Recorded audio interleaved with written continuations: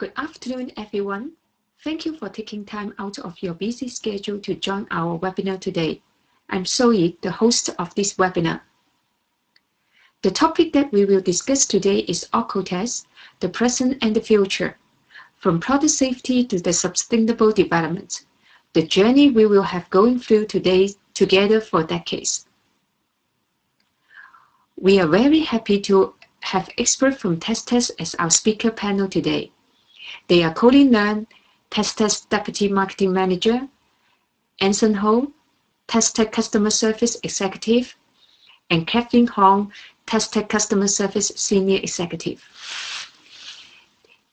This one-hour webinar will consist of two sessions. The first session will be a 45-minute presentation, and the second part will be a 50-minute Q&A session.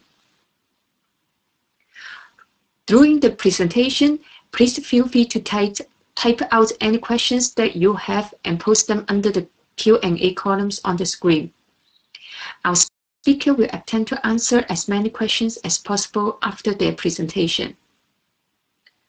First of all, let me have Collins to deliver her presentation.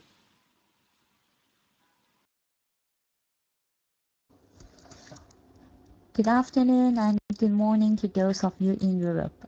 Thank you for joining us today. I'm Colin from TESTEX Hong Kong.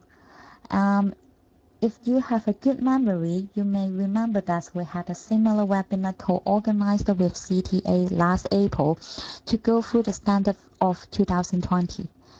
We got some valuable feedback from our local client, so we have slightly changed our focus for this year.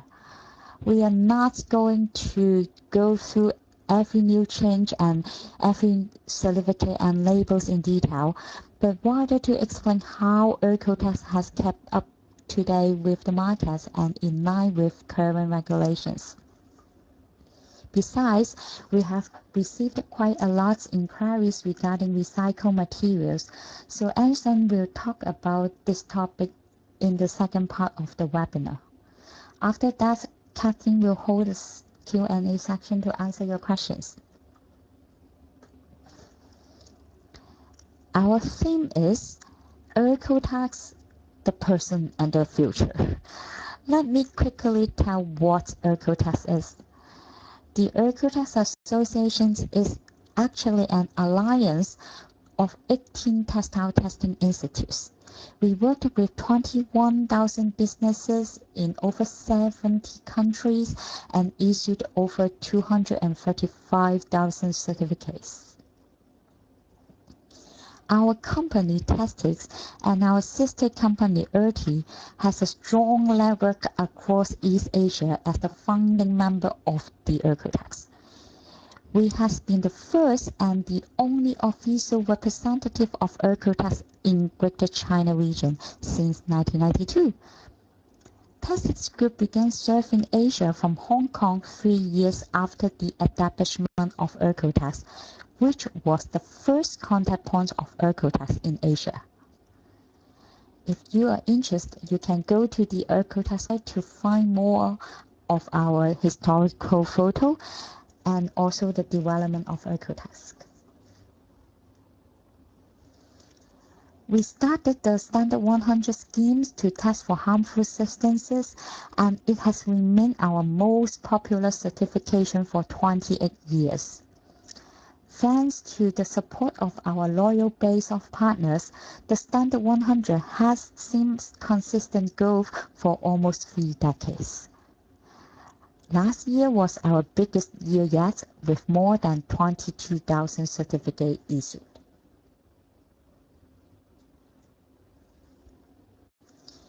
We were a pioneer in 1992 when we set the industry standard in product safety, and we have reacted quickly to the ever-changing markets and regulatory needs since then. For example, the European Union published a set of law known as REACH in 2007, and we swiftly incorporate this requirement into our certifications. 4 years later, Greenpeace published a groundbreaking Dirty Laundry report, which changed the shape of the industry by shifting the focus from product safety to sustainability and human ecology, which covers human values, wealth, lifestyles, usage of resources, sludge and waste, and a lot of more. In that same year, in response to Greenpeace, the CDHC was established an alliance for the industry itself to regulate and update industry standards, with guidelines, MRSL, and a roadmap to eliminate hazardous chemicals from the environment. As a response to that, OEKO-TEX continues to create and consolidate new certification and labels to address those new areas of concern, and I will elaborate more in the coming slide. Let's have a quick look of the current certification and labels of OEKO-TEX. To keep up to date with the market, we have developed a portfolio that covers the whole supply and value chain. For the product safety side, we have Standard 100 and Letter Standard. We also have STEP by OEKO-TEX and Detox to Zero to certify sustainable production sites and monitor chemical management and wastewater quality. Additionally, we have Eco-Passport to certify colorants, chemicals, and auxiliaries for testing harmful substances. Each certification and report is unique and complementary. And finally, we have the Make in Green labeling system to integrate and demonstrate the contribution on the sustainability to the consumer.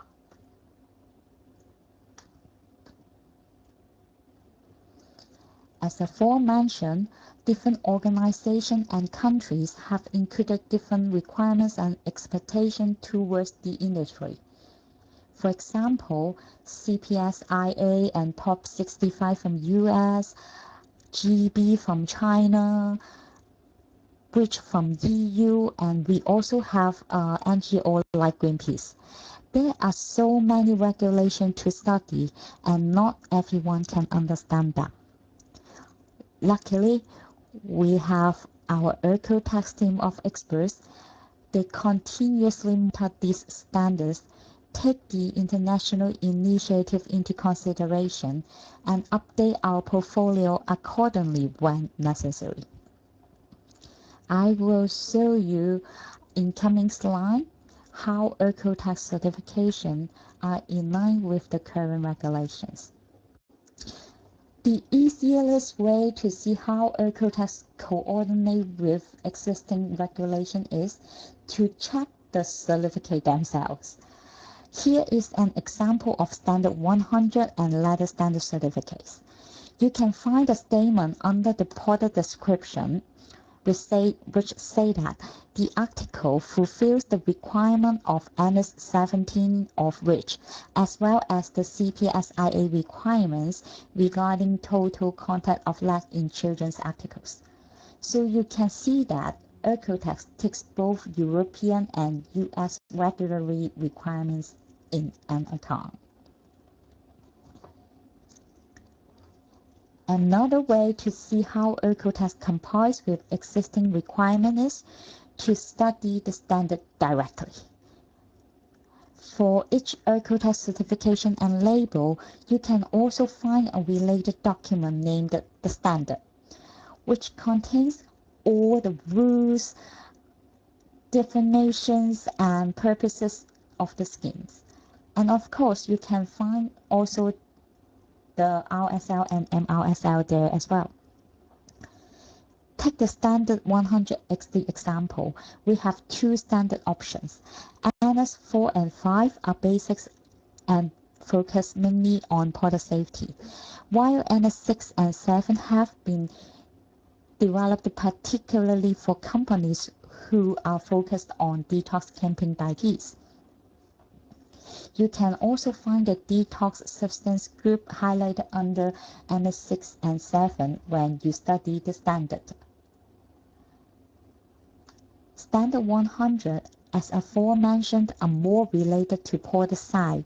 So we also have step by OEKO-TEX and detox to zero to address the environmental concerns raised by Greenpeace and other stakeholders. I personally would say step by OEKO-TEX, which is the most comprehensive certification among our portfolio, because it covers the whole sustainable development under the 6 modules: chemical management, environmental performance, environmental management, social responsibility, quality management, health protection, and work safety. Most notably, the MRSL of STEP already covers all chemicals standard by CDHC. Additionally, as there was a demand for some of our business partners to comply with the patch of the detox campaign, we launched a Detox to Zero by OEKO-TEX as a tool to help them. You may also see that Greenpeace has not been that active on the campaigns since 2020, but Detox to Zero is still useful tools for chemical management and wastewater control. Most recently, Detox to Zero has become a component of the STEP certificate and reports. You have the option to easily integrate Detox to Zero with the STEP by OEKO-TEX.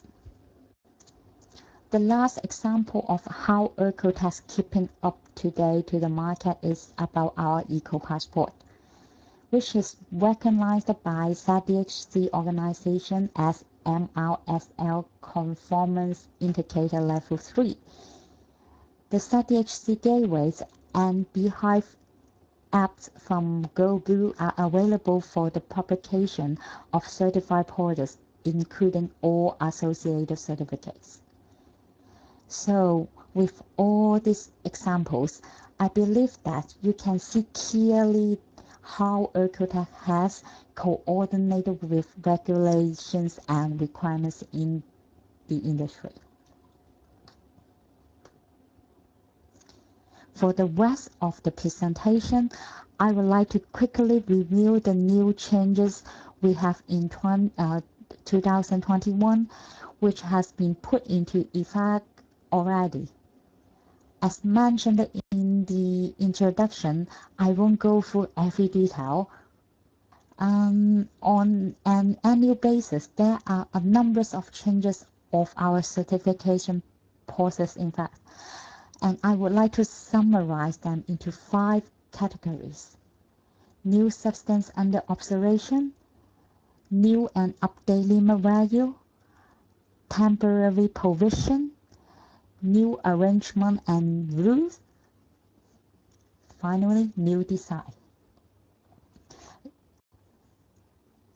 In coming slide, I will explain which certifications are involved in each category. The new substance under observation means that this substance tested randomly for collecting data, and the OEKO-TEX Association will see if they are needed to be added on the list for next year. You may find the testing results on your test report, but they have not been regulated for now. The changes under the category of new and updated limit value can also be found on the RSL and MRSL. For example, we have tightened the sulfur dioxide limits for air emission under STEP by OEKO-TEX this year. However, if I go through all these items under these 2 categories one by one, I can imagine most of your face will look like this baby. So I'm not going to do this. After this webinar, you will receive a follow-up email sent by CTA. Please reply us if you want to receive the standard with highlighting new changes under these two categories of Standard 100, Ladder Standard, STEP, and ECO-Passport. However, if you are interested to have someone to go through this chemical with you one by one, please go to our YouTube channel, the OEKO-TEX YouTube channel. You can find our expert on the official webinar in Chinese, English, and also German. And other two categories, temporary provision, new arrangement, and rules. The only temporary provision is virtual audit. Due to the ongoing COVID-19 pandemic, we have virtual audits for all OEKO-TEX certifications to comply with the current travel and social distancing restrictions. OEKO-TEX has set up some guidelines for virtual audit with ZDHC and other stakeholders. We have introduced new rules and arrangement under the Standard 100 system regarding recycled materials. And Anson will talk about this topic on part 2, as I mentioned.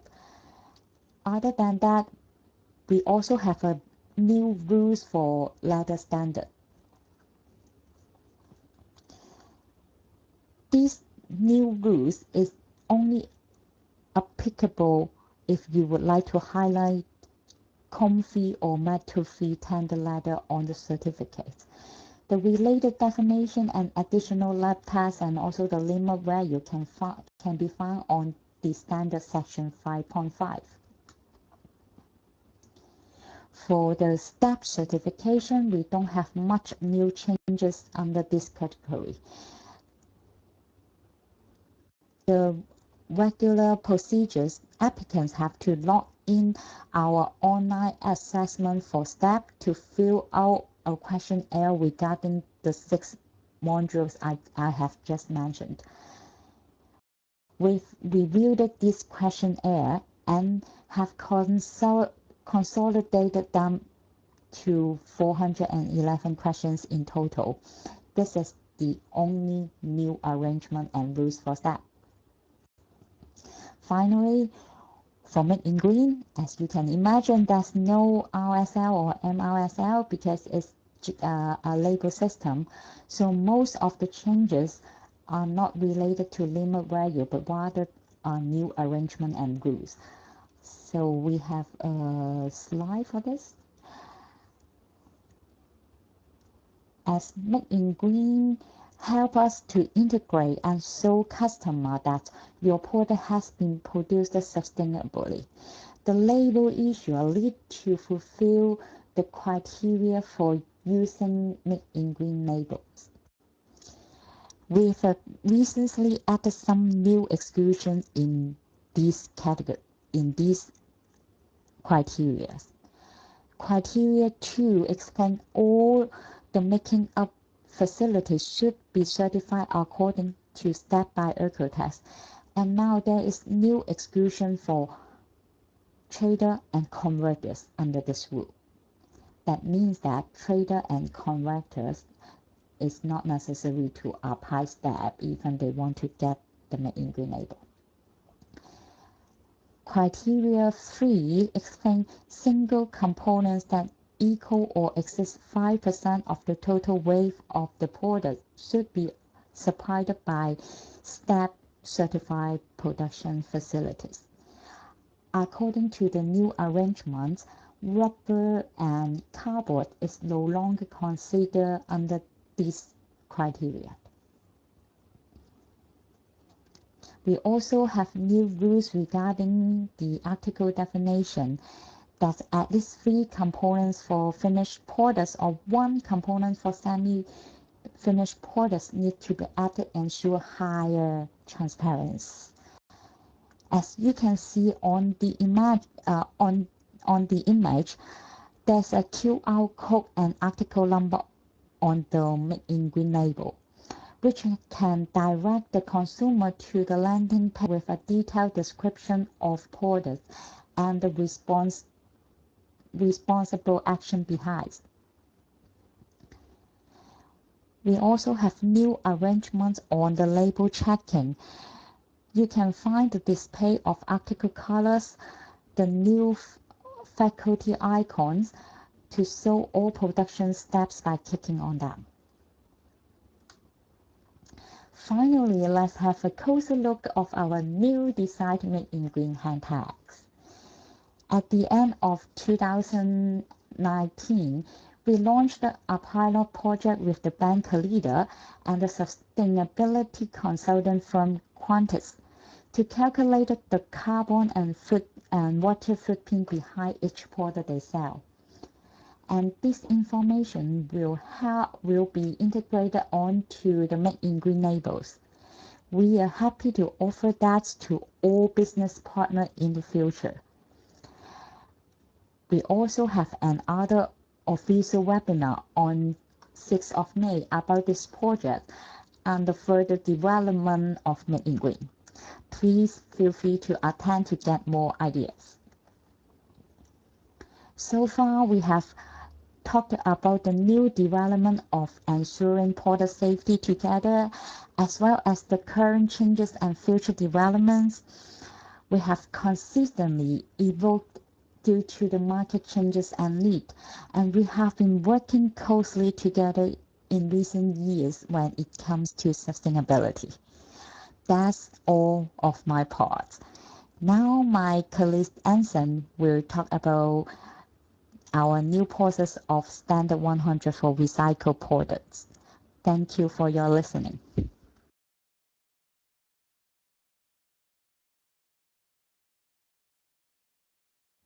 Thank you, Colleen. I'm Manson from TESTEX Hong Kong. And in this second part of the webinar, I'll briefly introduce the new changes on Standard 100 for recycled materials. The demand for applying recycled materials in textile and fashion products has a conspicuous increase over the years. In fact, recycled materials have always been a part of the Standard 100 certification process, but we now have introduced new changes under the Standard 100 system regarding recycled materials. The objectives are to define key rules and specialize in the testing program for recycled materials, and more notably, to offer a B2C marketing tool for whom wish to demonstrate how their recycled materials meet those rigorous safety standards. Here comes to an overview of the basic rules for what to be achieved to include the word recycling in the certificate scope. First of all, a product could be claimed as recycled only if the recycled materials accounts for at least 20% of the main textile components. Without this content proportion, the product cannot be claimed as recycled even though the recycled material has been used. Second, recycled materials need to be certified separately. That means a separate certificate in regarding to the recycled products cannot be issued for the products with less than 20% recycled materials of the main components, or let's say the identical virgin materials, in order to avoid greenwashing. Last but not least, applicants have to fill out particular sections in the application form for the purpose to complete the declaration of conformity. In these sections, applicants have to provide the corresponding information for the following items. First, the source of the recycled materials. Second, the proportion of the recycled materials contained in the product. Third, the kinds of recycle approaches, either by chemicals or mechanicals, have been involved in the production. The above 3 points are the core of the defined rules for certifying recycled materials.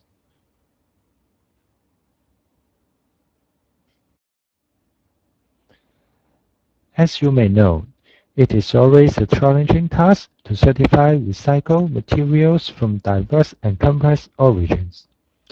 Other than the preset rules which have been mentioned, a specialized testing program is defined for assuring the product safety of the recycled materials. Apart from the essential information mentioned in before, in order to certify the recycled materials, we need to know whether those materials are generated from post-consumer or pre-consumer materials, such as PET bottles or raiment fibers from production. Also, we have to know whether the recycled material had been processed, for instance, if any decoloring or washing process involved. With such information provided, the institution are thereby be able to launch the specific test programs. We follow the same restrictive substance list for both virgin and recycled materials. However, the test program for recycled material is, as you can imagine, more intensive with higher testing frequencies. For instance, we test for azodiestuff on all kinds of post-consumer materials, even if the materials in right or raw colors. Moreover, an extra testing on top of the initial or renewal testing will be arranged during the valid period of the certificate. Aside from the special testing program, the applicants have to prove that they have a sound quality management policy for recycled materials. We need to know who is responsible for the inventory and suppliers management so as to know who keep the record of material sources. In addition, all the documents submitted at application stage will also be checked by our OEKO-TEX auditors during the extended audit. What it comes out is that applicants can find the comments about their site in the audit report regarding to the interpretation of how the production lines of recycled materials had been managed. In this slide, we have summarized the differences between the General Standard 100 Certificate Program and the Recycled Materials Certificate Program. As you can see, there are a lot of similarities, such as the identical validity, restrictive substance list, and the audit frequency. Especially for products made of PET bottles, the test program and frequency are same as virgin polyester materials. For other recycled materials, the testing program and audit content are more rigorous and specific than what I have explained previously. Moreover, the testing frequency for other recycled materials is slightly different. In short, we test one more time during the certificate valid period with an interval for twice a year. In addition, the product class principles is identical for the two programs as well. Applicants could choose to apply for any one of the four product classes for recycled materials. However, there are other terms and conditions which may apply. Let's take a look to the next slide. For all we know, applicants can choose four product classes with the RSL of either NS4 or NS6 under the certification program in Standard 100. I'm not here to go through them one by one, as you can find the detailed standard and limit value on the OEKO-TEX official website. Yet, I would like to emphasize that product class 1 is the strictest one for baby products, while NS6 covers some detailed substance group like what Colleen has mentioned during her presentation. So, what is the condition terms that may apply on recycled materials? First, articles which were produced by post-consumer materials can only be certified in product classes 2 to 4, which means that we won't use these materials on baby products that are certified with Standard 100. Second, Articles which were produced by post-consumer synthetic materials can only be certified in NS4, which means that the requirement of NS6 is not applicable for this product category. So far, we have applications mostly for recycled PET bottles materials, which these terms and conditions do not apply. Now, let's move on to the section where most of our applicants concern so much. Here shows you the hand tab, which is exclusively for tested recycled materials. Applicants will be awarded with the right to use of such hand tab after their product had been successfully certified. The certificate holders can download this hand tab from our online platform, which is called My OEKO-TEX, and there are 7 languages available currently. In addition, the recycled products can be found on the OEKO-TEX website under a separated category on the buying guide. We believe that these marketing tools businesses will be able to demonstrate how their recycled materials meet rigorous requirements under Standard 100.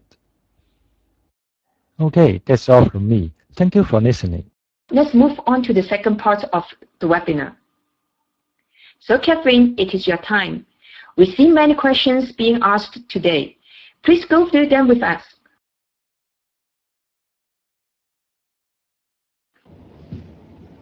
Hello everyone, this is Catherine. I'm responsible for the Q&A session. Please feel free to raise your questions here. I can see on the chat box. Okay, I've got the first question here from the chat box. The first question, why the cost of every renewal are different? I assume that you are talking about the Standard 100 and later standard renewals. For applications with all pre-certified materials, the total cost of renewals are usually the same as last year, except it is an audit year.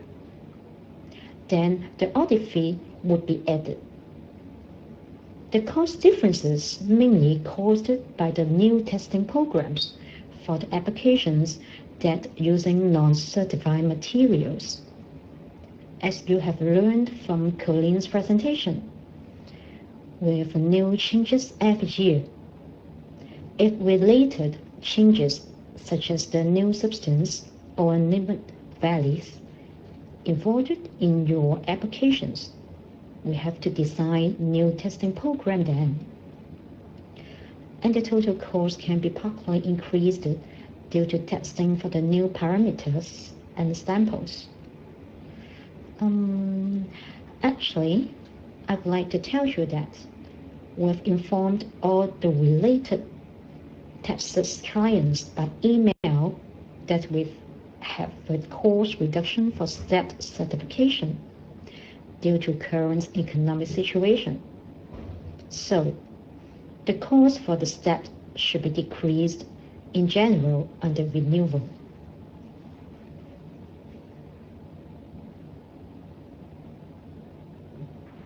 And now for the second question.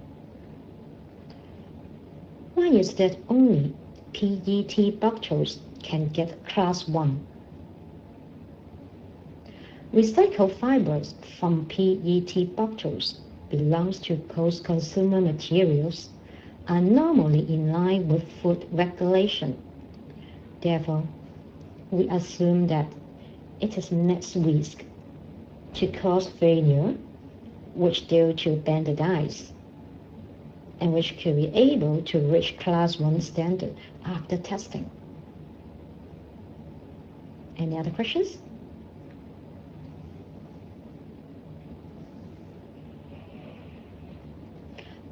Okay. We've got a lot of questions here now. Let's pick up this one. Why biologically active products are banned by OEKO-TEX? Yeah, this is a very common question. I would like to clarify that biologically active chemicals and film retardant chemicals are not totally banned actually, but we have an OEKO-TEX ACP's whitelist that you can find on our website to see what kinds of chemicals that we are accept. However, please note that the textile samples applied with approved biologically active chemicals or film retardants still need to be tested for the standard 100 and later standard applications.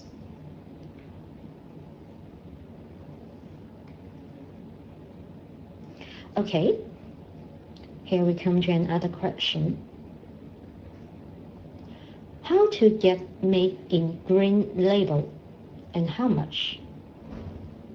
First of all, to get made in green label, it is actually free of cost. All kinds of textiles and leather goods can be labeled with made in green as long as the supply chain fulfilled certain criteria. I think you've already got some ideas of those criteria from the presentation. To put it in one sentence, the product should be certified with standard 100 or leather standard and manufactured in STEP certified facilities. If you need more details regarding how to label your products with made in green, please contact us for specific guidelines.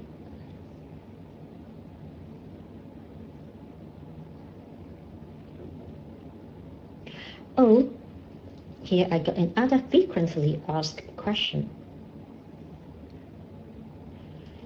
If I use OEKO-Passport certified dyes for dyeing fabrics, no testing will be needed when applying 100 for the fabric. Is that true? The OEKO-Passport certified chemicals meet all product classes of standard 100.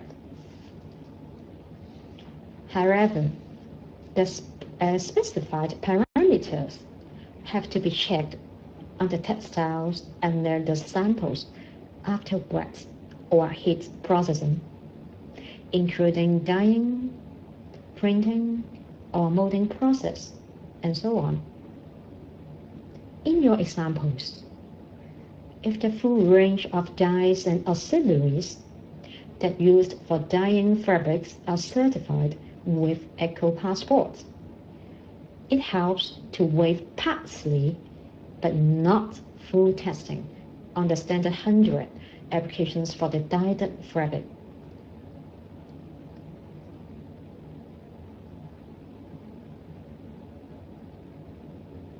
Well, it comes to the last question now, and I want to pick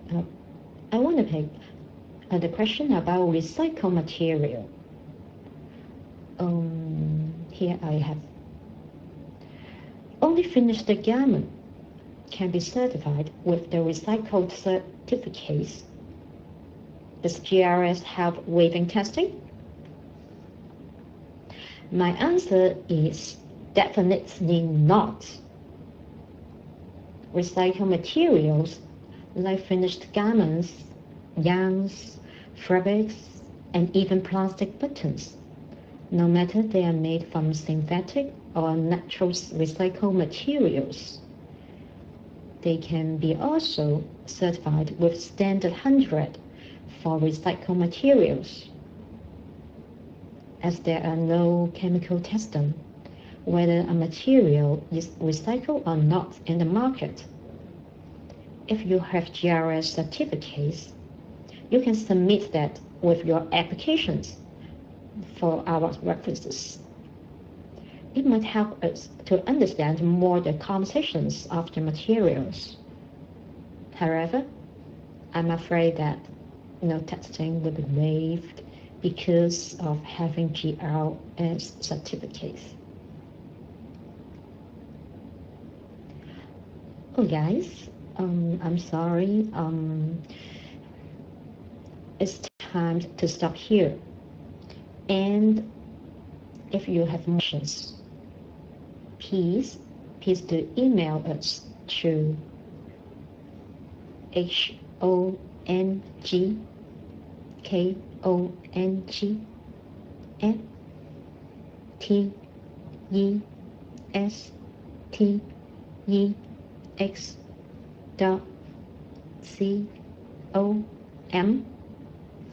Then we will reply to as earliest as we can. Thank you very much for attending this webinar today. Have a nice day. Goodbye.